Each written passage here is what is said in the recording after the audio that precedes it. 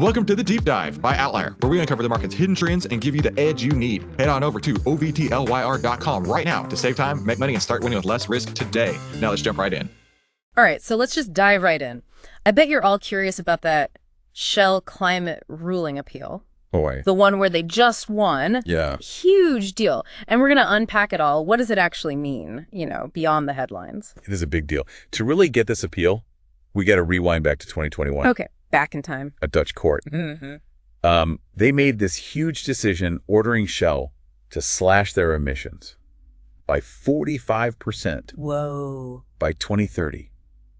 This was based on 2019 levels. Okay. It was monumental. Yeah. First time, ever that a company was legally told, hey, you got to align with the Paris Agreement. Wow, the Paris Agreement. Now, for anyone listening who needs a refresher, that's the global agreement where pretty much every country said, okay, we're going to try to keep global warming below 2 degrees Celsius, aiming for even lower 1.5 degrees compared to before, the Industrial Revolution. Right.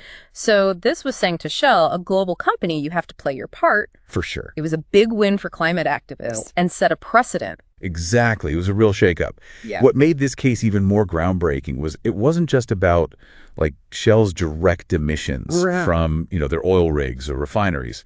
It was about their whole entire value chain. Okay. Scope 3 emissions. Scope 3 emissions. Okay, now that sounds technical. Can you break that down for us? Okay, so think about it this way. Scope 1 emissions are directly from a company. So their factories, their vehicles. Okay. Scope 2, that's the emissions from the energy they buy to power their operations. Makes sense. Scope 3 is where it gets complicated. This is like everything else related to their products, even after it leaves their hands. Wow. So for Shell, we're talking about burning the gas. They make plastics made from their chemicals. So the whole life cycle. Exactly, the whole life cycle. But basically the court was saying, Shell, you can't blame consumers. Right? You can't say, hey, it's not us, it's the people using our products. They were accountable. They were responsible for their whole business. This is really interesting because this ruling sparked so many more lawsuits against these fossil fuel companies. Yeah, tons. It created so much momentum. Yeah. But then, fast forward to November 2024. Dun, dun, dun. Shell wins the appeal. Plot twist. I know. It felt like a sudden shift. Yeah. What was the appeal court's reasoning? Why overturn such a landmark decision? So they agreed that Shell needs to reduce emissions. Okay. But they said they couldn't decide how much. Oh, interesting. They argued that forcing Shell to cut all those Scope 3 emissions might not actually be that effective. Really? Their logic was if Shell shrinks too fast, other companies would just fill the gap. Oh, like the air in a balloon? You squeeze one part and it just goes to the other side. Exactly. It's like squeezing a balloon. When you support companies that are doing good things for the planet, you're sending a message. Oh, that they should keep doing it. Exactly. And if you don't support the companies that are lagging behind, right, they'll get the message too. It's amazing how much power we have as consumers. It really is.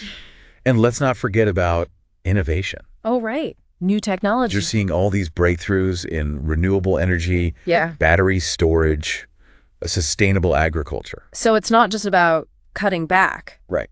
It's about coming up with new solutions. Exactly. And governments need to support this. They need to invest in research, offer incentives for clean energy, set ambitious goals. So they can create the right environment for this innovation. Exactly. This deep dive has been eye-opening. This issue, it's so complex. It is. It's not just about courts or companies. It's bigger than that. It's about changing how we think about the world. It really is. This Shell ruling, it might feel like a loss. Yeah. But it's also a chance to rethink our strategy. Okay. Try new things and keep fighting for a better future. There's no easy fix. Nope. It's going to take everyone working together. Absolutely. Governments, companies, individuals, everyone. This is such a challenging time. It is. But also a really interesting time. People are waking up to this crisis. Yeah. We're realizing that we have to change how we live. So even though things look tough right now, you're saying there's still hope. Absolutely. Yeah. Human beings are incredibly creative. We've faced huge challenges before, and we've overcome them. This climate crisis, it's a call to action. Okay. A chance to build a better future. For everyone. For everyone. For ourselves and for future generations. I love that. So we're going to wrap up this deep dive here. Thank you for joining us. Thanks for having me. We've been exploring this Shell ruling, what it means, and what we can do about it. It's been great.